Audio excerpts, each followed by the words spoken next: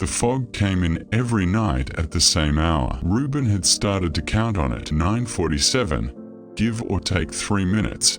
The white wall would roll across the estuary and swallow the far shore whole. The navigation buoys would vanish first, then the distant crane arms of the container port, then the amber lights of the harbor road. By 10 o'clock, the ferry terminal existed in a world that contained only itself. He'd learned this in his first week. He knew it the way you know a neighbor's schedule without ever having spoken to them. The terminal building was 3 stories of flaking teal paint and corroded steel. The waiting hall on the ground floor still had its rows of orange plastic seats, most of them cracked at the joints, 2 of them so broken they leaned toward each other like old men comparing ailments. The departures board, the mechanical kind, with individual letters on rotating drums, had been frozen on a Tuesday in March 3 years ago, still displaying a 7:15 a.m. departure to Port Saline that would never happen. Gate 4, on time. The letters hadn't moved since. Reuben's job was simple.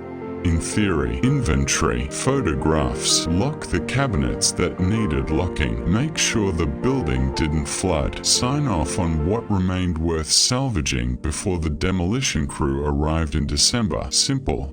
Except for the cat. He'd noticed her on day 2, or rather she had noticed him, watching from the top of the cargo weighing station as he struggled with a frozen locker. She had not offered help. She had watched with the particular patience of an animal that has seen many humans come and go, and was not especially impressed by any of them. Orange and black and cream, her coat dense from years of harbor weather. The left ear ended abruptly, an old healed wound that gave her face an asymmetry that should have looked wrong but instead looked distinguished, like a scar on a person who earned it. He'd offered a piece of his sandwich on day 3. She'd come within 4 feet of him, sniffed the air toward the bread. It was tuna, which felt relevant, and then turned and walked away at her own unhurried pace. He'd felt, absurdly, rejected. By the end of week 1, he knew her routines better than she probably knew his. She appeared at the east gate at first light, sitting on the dock railing to watch the water. She disappeared somewhere in the belly of the terminal between noon and 3. He suspected a space behind the broken cargo elevator, somewhere warm and sheltered from the wind. She reappeared in the late afternoon to patrol the perimeter of the waiting hall, checking each row of orange seats in turn, pausing at specific ones, not randomly, specifically the same seats every day. Row 7, seat C, row 12, seat A, the single seat bolted to the wall beside the out-of-order vending machine. She would stop at each one, sniff the armrest, sometimes sit, always move on. He started thinking of her as Miso, though he hadn't meant to give her a name. It just happened on a Wednesday when he was eating his lunch from a thermos, and she had come close enough to sit 3 feet away, and he'd said, "Hello, Miso," without thinking, and she'd flicked her ear, the remaining one, and looked at him with an expression that wasn't warmth exactly, but wasn't indifference either. Something in between. Measurement. He called his daughter on the 6th weekend. Yuna was 31, lived in a city 4 hours north, worked long hours in a hospital. They spoke maybe once a month. Carefully. "Still there," she said. "Still here. Dad, it was supposed to be 2 weeks. I'm nearly done with the inventory." A pause on her end. He could hear hospital sounds underneath her voice, distant movement, a door, the particular acoustic of a large building with hard floors. "Are you okay?" "I'm fine. The building is interesting." "You hate old buildings." "I don't hate them. You said the ferry terminal smelled like a wet dog and disappointment." "It does. That doesn't mean I hate it." She sighed, which meant she understood something he hadn't said and wasn't going to push on it. He was grateful for that, even if he couldn't explain why he was still there. He couldn't explain it to himself either. That evening, Miso came into the small office he'd set up in the former stationmaster's room. She'd never come in before. He stayed very still. She walked the perimeter of the room, smelling the baseboards, the legs of his folding table, the corner where he kept his bag. She paused at the bag for a long time. Then she walked out. He looked at his bag, an old green canvas duffel he'd had for 20 years. His ex-wife had bought it. He hadn't thought about that in a long time. In the third week, he started watching her more deliberately, taking notes in his inventory clipboard. The professional habit applied to something personal. October 14th. Miso at row 7. Seat C, approximately 4:12 p.m., sat for 11 minutes, facing west toward the water doors. October 15th. Miso did not visit row 12 today, went directly from row 7 to the wall seat. Seemed slower than usual. Cold day, maybe 3 degrees Celsius with wind off the estuary. October 17th. Found her sleeping on the cargo scale platform. She is lighter than she looks. The scale read 3.1 kilograms when she stepped on it briefly. She stepped off before I could read it properly. Asterisk. He didn't know why he was writing these things down. He knew it was something he'd started doing because he couldn't stop. The terminal yielded its contents slowly. Lockers full of forgotten items. A child's single rubber boot. Inexplicably. A broken compass. 2 wool hats.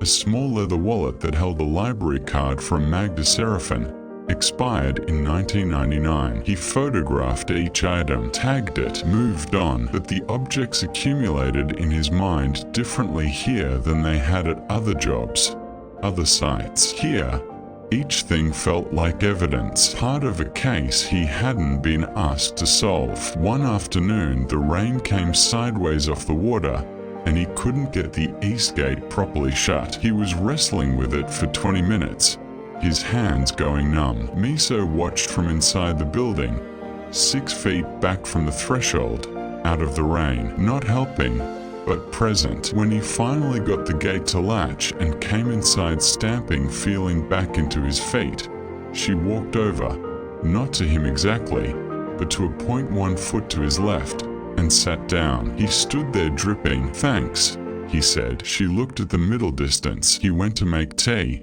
The twist came on a Thursday, buried in a box of terminal administrative files he'd been working through in the stationmaster's office. The box was labeled Personnel MISC, and he'd expected it to be dull. Rota schedules, maintenance requests, union forms. It was mostly those things, but at the bottom was a thin manila envelope labeled with a handwritten name he couldn't quite read. The ink had faded and the handwriting was cramped. He almost skipped it. Inside was a photograph, 2 folded letters, and a typed note on Ferry Company letterhead dated 6 years back. The photograph showed a woman in her late 60s, dark hair going grey, a wide smile, a knitted blue cardigan. She was sitting in the waiting hall. In the orange plastic seats, she had a small tortoiseshell kitten on her lap. He recognized the waiting hall. He was sitting in it. The kitten was unmistakably Miso.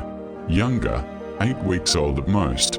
The left ear already showing the beginning of the nick that would eventually take its tip, probably from some territorial disagreement she won. The same coat pattern, the same amber eyes, looking directly at the camera with that measuring expression. The note was from the terminal manager, a letter of commiseration. He read it slowly. "Dear family of Mrs. Delia Kaur, we write to extend our condolences on the loss of your mother. Mrs. Kaur worked at this terminal for 31 years, the last 7 as senior waiting hall attendant. She was known to every crew member and, we believe, to most of our regular passengers as well. She will be very much missed." Asterisk. He set the letter down. He looked at the photograph for a long time. Then he got up and went into the waiting hall. Miso was there. Row 7, seat C, sitting with her front paws folded under her chest, in the posture cats take when they are not sleeping but are conserving warmth and thought. She looked at him when he came in, then looked back at the water doors. He sat down 2 seats away from her. Row 7,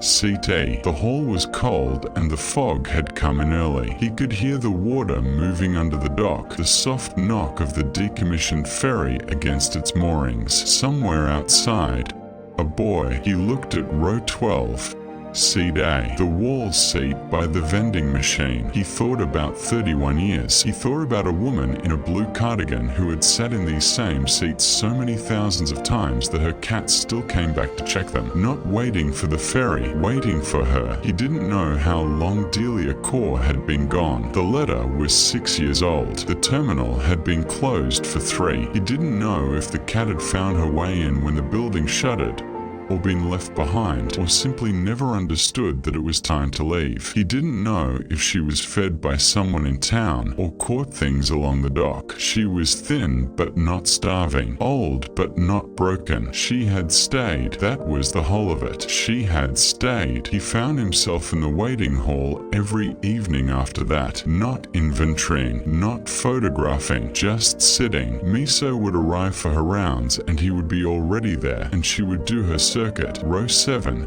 row 12, the wall seat, and then, more often than not, end up within arm's reach of him, not on his lap, never on his lap, but near. He didn't move. He watched the fog. He thought about his marriage, not the ending of it, which he'd thought about too much already, but the middle of it, the ordinary parts, the way some mornings had been simply good, weather and coffee and someone else in the room. How he hadn't known that was what he had until it wasn't. Miso's breathing was steady and slow. Outside, the boy rang once, distant and hollow. He'd been thinking, not quite consciously, not quite formed, about whether she could be moved, whether she would take to somewhere else, somewhere warm, whether she could be made to understand that the terminal was being demolished in December, and none of this would be here anymore. The orange seats, the frozen departures board, the ghost of Gate 4, but sitting with her in the dark,